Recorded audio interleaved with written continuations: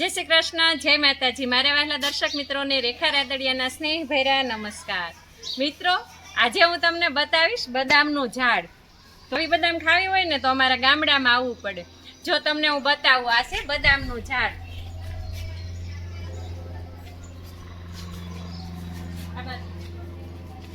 તો મિત્રો, હું અને અમારી ફ્રેન્ડ અમે આજે બદામ ખાવા માટે આવ્યા છીએ. તો અમે બદામ પાડીએ છીએ. આ મારી ફ્રેન્ડની બદામ છે.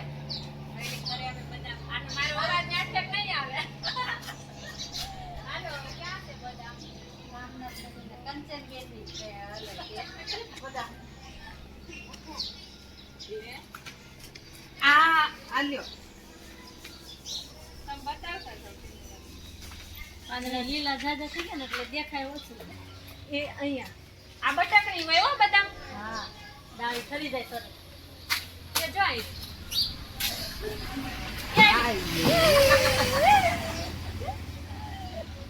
છે ને મસ્તીની. જો જો એ હાલો બદામ ખાવા.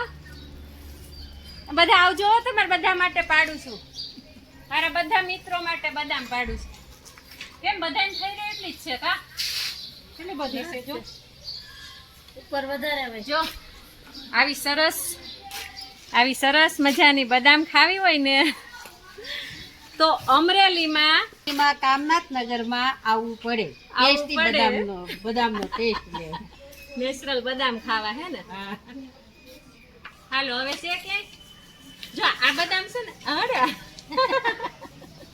મીઠી મીઠી. પછી છે ને આપણે નાના હતા ને અઠવાડિયો કાઢી નાખતા અને એમાં ભાંગીને ખાતા. એમાં ભાંગીને આને હાવ ટકા જેવું કરી ચૂરી પછી આની અંદર થી ને ઓલી આપણે જે બદામ આવે ને એ બદામ જેવી બદામ નીકળે. અઠવાડિયા અમે ખાઈ બદામ ખાઈ, પછી અઠવાડિયા હુકવી દઈ અને પછી અમે એ બદામ એમાંથી કાઢીને. પણ એ જે મજા આવતી, કેવી મજા આવતી હે આવતી ને બદામ ખાવાની બહુ મજા આવતી. તો મિત્રો આવી જાજો અમરેલી દેશી બદામ ખાવા. આખો શિયાળામાં જ બહુ બદામ ખાઈ. શિયાળામાં વધારે ખાઈ. બદામ વિશે કેવા લો તમે થોડું બોલો. બદામ વિશે બદામ વિશે બહુ મેં તો બહુ ખાઈ શિયાળામાં. બોલો બદામ હાલો હાલો. અને આ બદામના થાય જ વાહનો એટલા પડ્યા રહે છે. જો વૃક્ષો વાવવાથી જો ફળ ખાવા એમ નહીં, ફળ ખાવા મળે. પછી જો બધાય જો સાયકલો મૂકે, ગાડી મૂકે, સાંયે વાહન મૂકે.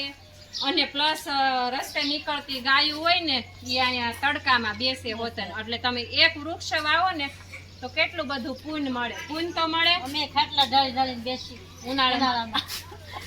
અને અહીંયા તો પડે ને વીણીએ. અહીંયા શેરીમાં બધા આજુબાજુ વાળા બધા અહીંયા ખાટલો ઢાળીને બેસે. અને જે ગામડામાં જે ઝાડ નીચે સાંયે બેસવાની જે મજા આવે ને એવી સિટીમાં મજા ન આવે. ઓકે, અમને આટલા સિટીમાં ન ગમે. અમે જાય જ નહીં. અમે કામ વગર શહેરમાં જાય જ નહીં. પ્રસંગો પર ગયા હોય ને તો એકબીજાથી પાછા એટલું અમારું વાતાવરણ એટલું શુદ્ધ છે. એના લોકો બધા સારા છે, લાગણીશીલ, બધાને એકાબીજા પ્રત્યે ભાવ હોય છે. એટલે અમને અહીંયા મજા આવે. હજી તમે જોવો, જો આ બાજુ પણ બધા બેનો બેઠા છે. જો આ બાજુ બધા બેઠા. જો કામ કરવાનો થાકે ન લાગે અને મજા આવે. રાતે ઊંઘ આવી જાય. નિરાતે રાત્રે નીંદરે આવી જાય. કોઈ ડિપ્રેશન નો રહે, કોઈને ટેન્શન નો રહે. અને બધા સાંજે ઘડી વાતો કરી, દાંત કાઢીને શાંતિથી સુઈ જાય. જો આ લાકડી છે, આને લાકડી કહેવાય. સાંભળો, આને લાકડી કહેવાય. પછી જો આ લાકડી થી અમે બદામ પાડીએ. પછી આ લાકડી થી છે ને અમે કૂતરું આવ્યું હોય ને તો એને હળ કરીએ. પછી કોઈ ગાય કે એવું આવ્યું હોય ને આડું ઊભું હોય ને તો અમે એને અમારી સોસાયટીમાં ગાય બહુ પોદરા કરી જશે. એનું ફાયદો એટલું રીત ગામડા રોજ બધું વાવવું પડે ને. તો અમને કોઈ દી એવો અફસોસ નથી જો કે અમે ગામડામાં રહીએ છીએ. અમે જ્યાં પણ રહીએ છીએ ને અમને સ્વર્ગ જેવું લાગે. ખૂબ મજા આવે. અમે ખૂબ આનંદ કરીએ અને ખૂબ અમે હળી મળી અને બધા સાથે રહીએ છીએ. અને આવી નેચરલ વસ્તુ અમે ખાઈએ. અમને એવી કાંઈ શરમ ન આવે.